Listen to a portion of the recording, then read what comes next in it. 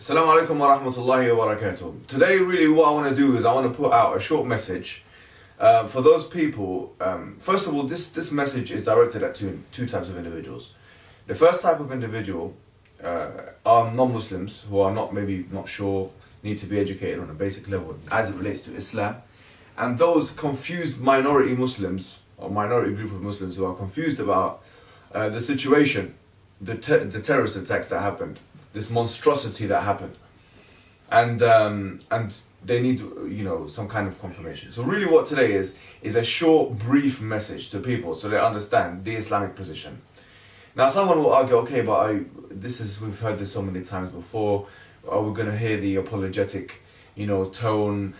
We've heard this so many times before, so what's going to be different about what you say from what's been said before?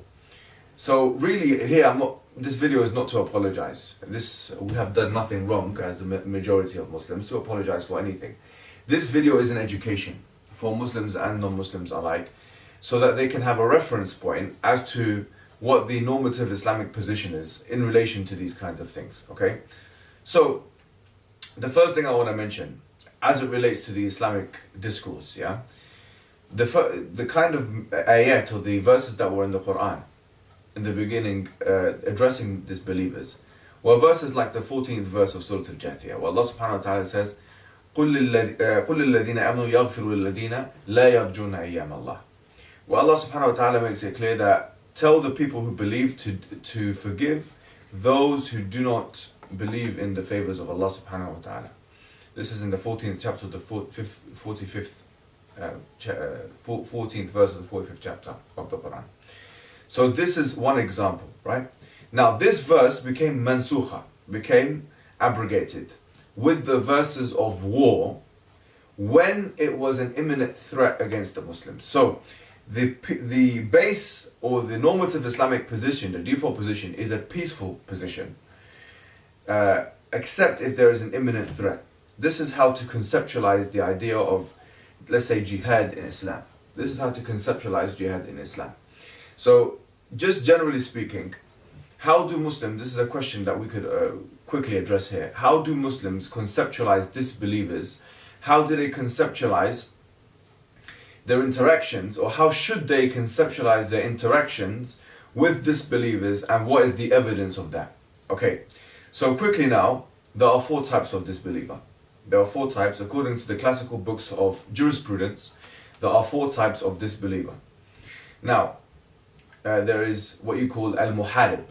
Al-muharib, first and foremost, means someone who is actively trying to fight the Muslims. It's trying to fight the Muslims are in their land, all these kinds of things. As for this person, this muharib, verses of the Quran which refer to war apply to him or to her. Usually it's a him, because there are some opinions, as we will come to, which say that even if a woman is in the battlefield, that she should be avoided in terms of combat. But usually it is a he. So, the muharib, there are verses in the Quran which talk about fighting. Many verses in the Quran which talk about fighting. Like the ones you hear Islamophobic people always reference. Chapter 9 verse 5, chapter 9 verse 29, chapter 8 verse 39. These verses of the Quran which reference fighting disbelievers. Chapter 2 verse 91. Many different verses that talk about fighting. Chapter 4 verse 89, chapter 4 verse 91, all of these are talking about fighting people. Who are these people that the Quran is telling Muslims to fight?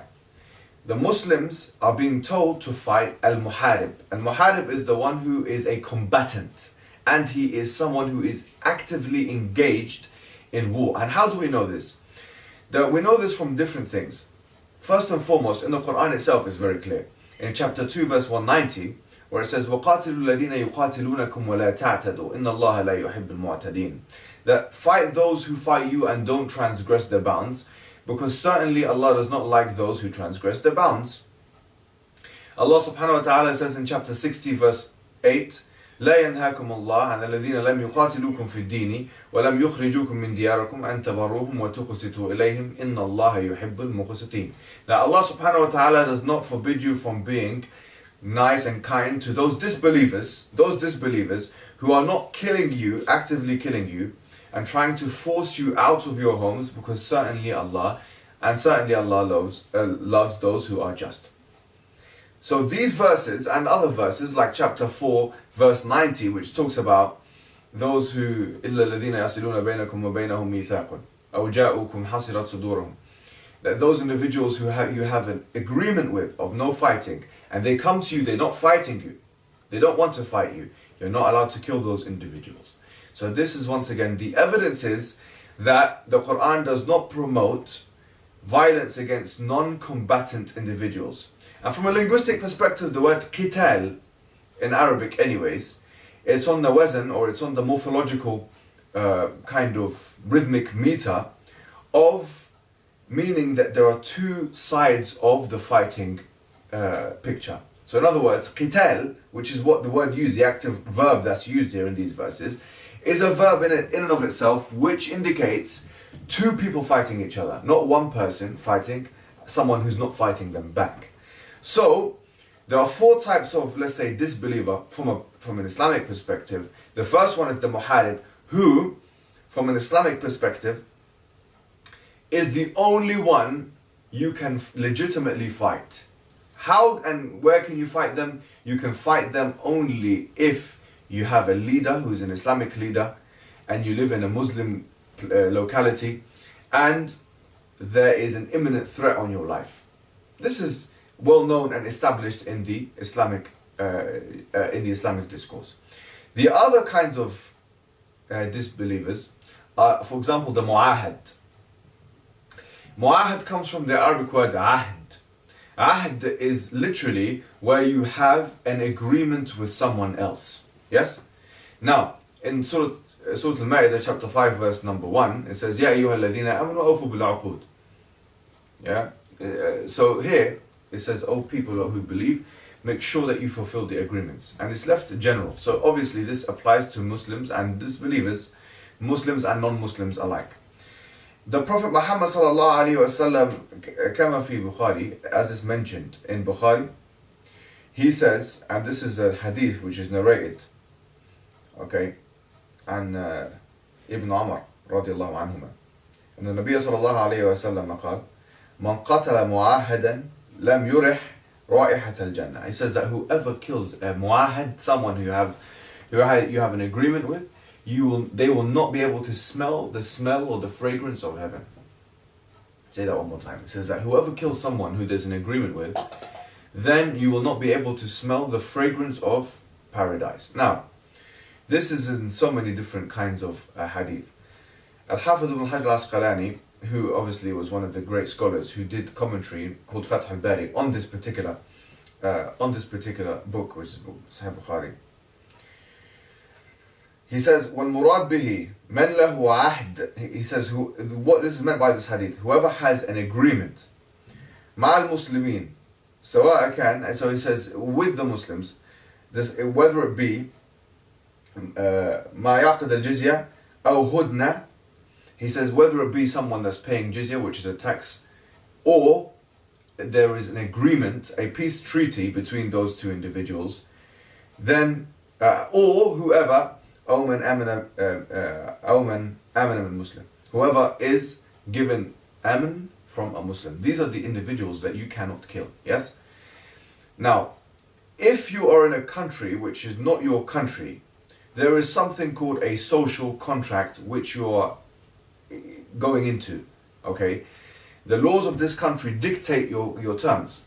This country, okay, as soon as you live here or you come into it, if you're an immigrant, it dictates that you must abide by certain laws. These laws are in effect because what the country is telling you to do is that we don't want you to fight us. Yes, there's a laws against obviously killing people. Yeah, this is equivalent to that. This is equivalent to that. You cannot then go and kill someone who is just a normal person in the streets, because you have an agreement with these individuals, so long as you're living in this country, to obey the law. Okay, that's how it works. Now, even if you didn't have such an agreement, or you don't buy this agreement, you don't believe in this agreement, yes? Even if you don't accept that this agreement is in fact in place, the Prophet yet told us in many, many different ahadith, yes, that you cannot kill non-combatants, even if this was a harb, Darul Harb, as you call it. Darul Harb is basically, they say this, the place of war. Because you have to understand, those people that have terroristic, radical beliefs, they have those beliefs because they believe that we are in a state of war. And this place here is what you call Darul Harb, where literally it's okay to go and kill people. Even if you're here and you believe that you're in Darul Harb, the non-combatants, the ruling that you don't kill non-combatants is still in effect. Now, just quickly to summarize the four different types, because I didn't mention them. One was the, we said was the muharib. Number two was the mu'ahad. Number three is the musta'man. And a musta'man, listen to the justice, subhanAllah, of Islam. Al musta'man is the person who goes into, let's say, the Islamic land. And anybody of the Muslims says to that person that you are protected. Whether it be a child, whether it be a woman or a man, whoever it is, a free person or a slave, if anyone says you are protected, then that person is to be protected. If they go into the Muslim lands. Now here, obviously, so you have here al-muharib, al-mu'ahid, al-musta'man, and you have also al-dhimmi. Al-dhimmi is the one who's paying taxes in a Muslim land. Okay, so these are the four different types of disbeliever. Now, in terms of killing women and children, because this is unfortunately what these incredibly uneducated terrorist radicals have resorted to, and they are radicals. They are radicals and they are extremists. Why are they radicals and extremists? Is it because the West has given them that label? No, wallahi, it's not because of that. It's because the Prophet Muhammad ﷺ has given them that label before. He's given them that label before, which we'll come to, inshallah, and I'll put a lot of those links into the description box. But basically, there's lots of different ahadith, okay, and I'll just go through some of them, which refer to the fact that even in the state of war, so we're talking here, even in the state of war, you're not allowed, okay, to endanger people that are non-combatants, including women, including children, including monks in their monasteries. This is very well known, yes? So for example, and Ibn Amr, yeah, one of the narrators, he says that he saw imra'a muqatala fi ba'd al-maghazi, a woman who was basically fighting, that was in, she was killed in one of the maghazi, in one of the ghazwas. So the Prophet Muhammad sallallahu alaihi wasallam naha Rasulullah sallallahu alaihi wasallam an qatl an-nisa was-sibyan. He said that this is not allowed, to kill women and children. And this is a hadith which is, everybody has narrated it. In fact, everyone except for an-Nisa'i. This is one of the hadiths, but there are literally dozens of the same hadith. Literally, in front of me here, I've got my notes. Literally dozens of the same hadith. Now, these disgusting human beings that don't listen to the rulings of Allah subhanahu wa ta'ala and the commands of the Prophet Muhammad sallallahu alaihi wasallam, who go out literally looking for women, literally looking for children, they are cowards. That's what they are. Because if you're looking for someone you're going to go fight someone who's not going to fight you back, then that's the definition of a coward. You're armed, you're strong, you're able, and there are someone who's not armed, who's not as strong, and who's not as able, and you're trying to take their life. Yeah? And that's what you guys did in London Bridge, and that's what you guys did in Manchester. People that literally are unarmed, non-combatants. How can you justify this Islamically?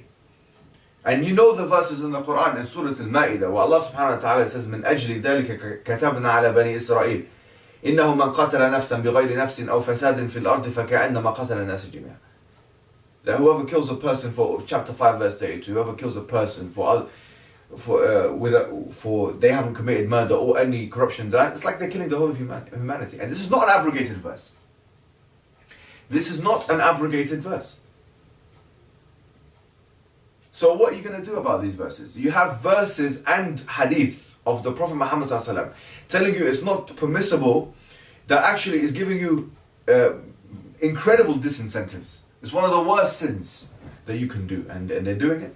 So listen, these are all hadiths here that are talking about this. And all of the ai have agreed on this. Let me give you one example.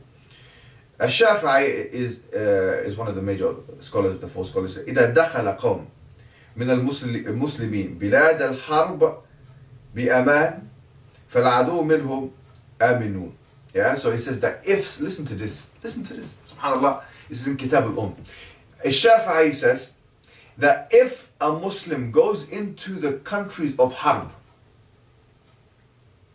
which means that the countries where there's war going on, so for example the UK or the US or whatever, and they commit terrorist acts themselves, let's be fair, yeah, they commit terrorist acts themselves, Israel commits terrorist acts itself against another people, an indigenous people, but you go into their country now, we're in their country now, and now Ash-Shafi'i says if you go into those countries and now you're in those countries and they're giving you and providing you security, you're not allowed to fight them. This is what Ash-Shafi'i has said. Yes?